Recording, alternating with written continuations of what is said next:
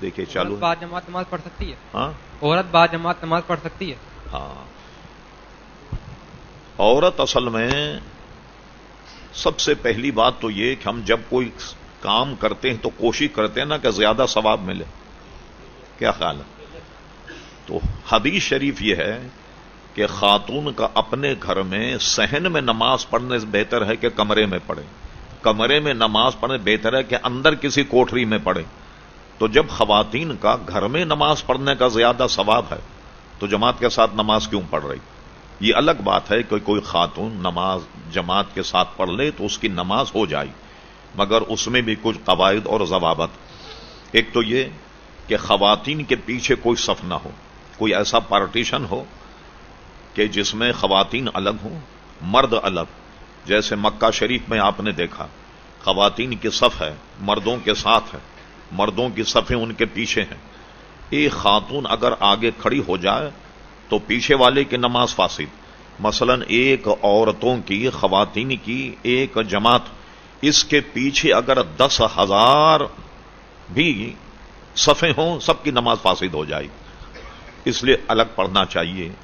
یہاں تک کہ وہ تعجب تو بہت ہوگا آپ، حج میں بھی جب خواتین جائیں تو حرم شریف میں نماز پڑھنے سے بہتر ہے کہ اپنے گھر میں نماز پڑھیں.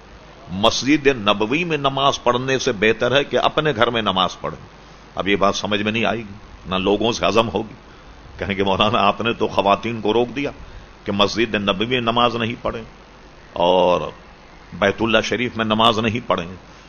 تو یہ بتائیے کہ جب حضور علیہ السلام نے فرمایا کہ خواتین مسجد میں نہیں آئیں گھر میں نماز پڑھیں، یہ کہاں فرمایا تھا؟ آپ بولیے ذرا. لندن میں فرمایا تھا؟ جاپان میں کہاں فرمایا تھا؟ پھر وہیں فرمایا نا، مدینہ شریف میں فرمایا، یہ مکہ شریف میں فرمایا. وہاں کسی نے اعتراض کیا کہ آپ تو ثواب سے لوگوں کو محروم کر رہے ہیں. تو اس میں یہ پریشانیاں وہ اگر جماعت میں آ جائے، کہیں مردوں میں کھڑی ہو جائے تو ادھر مرد کی نماز بھی فاسد، ادھر کے مرد کی نماز فاسد. اگر کوئی ان کی صف بن جائے، پیچھے اگر 10,000 صفیں بھی بن جائیں تب بھی ان کی نماز فاسد ہوگی. اب آئیے، ہوا یہ کہ دور صحابہ کا حضور علیہ السلام کے خواتین آتی تھی مسجد میں. اسلام نیا نیا آیا، ان کو واضح و تقریر کی ضرورت تھی، وہ آتی. اور اسی لیے حضور علیہ الصلوۃ والسلام ان کی رعایت بھی فرمایا کرتے. مثلا فرما میری طبیعت چاہتی ہے کہ فجر کی نماز میں کہ زیادہ قرات کروں، لمبی قرات کروں، کیونکہ مدینہ شریف ایک بستی تھی، بچوں کے رونے کی آواز حضور محراب میں سن لیا کرتے تھے مسجد نبوی میں. تو آپ کو اس معاملے میں تکلیف ہوتی تو آپ رکعت ذرا مختصر کر دیا کر دے تاکہ خواتین جو ہیں وہ جا کر کے اپنے بچوں کو سنبھالیں ابتدان. اچھا، حضرت صدیق اکبر کے دور میں بھی تقریباً جاری رہا، اس لیے کہ خواتین کو ضرورت تھی تبلیغ. حضرت فاروق اعظم رضی اللہ عنہ کے زمانے میں جب اسلام پھیل گیا، عرب سے عجم تک پہنچ گیا، کیسر و کسرا فتح ہو گئے، بغداد ہو گیا، بصرہ فتح ہو گیا، ایران فتح ہو گیا.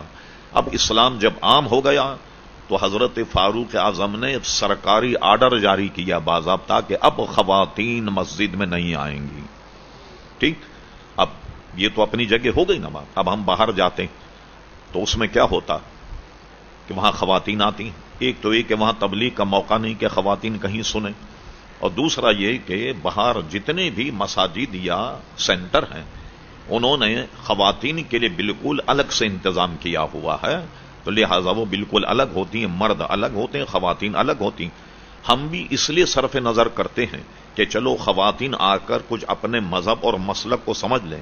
گھر میں اگر بیٹھیں گی تو ان کو یہ بھی نصیب نہیں ہوگا، تو اس وجہ سے ذرا سا چپ سادھ لیتے ہیں کہ جس میں مسلمانوں کے لیے بھلا ہی. مگر مسئلہ یہ ہے کہ اس لیے خواتین مسجد میں نہیں آ سکتی اور ان کو منع کر دیا گیا حضرت فاروق اعظم